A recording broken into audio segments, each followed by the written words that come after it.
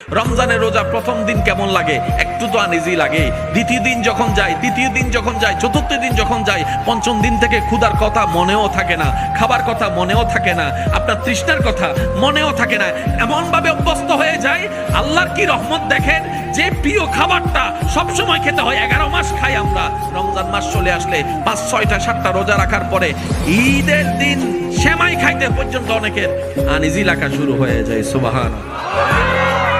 আপনার ভিতর সে ক্যাপাসিটি আছে, শুধু আপনাকে বলবেন যে আমি করব। আমার অনুরোধ হচ্ছে 10টা কাজ একসাথে নামবেন না, আগে একটা কাজে নামেন, সেটা হচ্ছে গীবত। গীবত করা যাবে? গীবত যদি এটা থেকে বাঁচতে চান, প্রথমে গীবত শোনা থেকে বাঁচান। যখন দেখতেছেন 4-5 জন মিলে কথা বলতেছে, কথার লাইন অন্যদিকে যাচ্ছে, আপনি কোন একটা কাজের অজুহাত দিয়ে চলে আসবেন।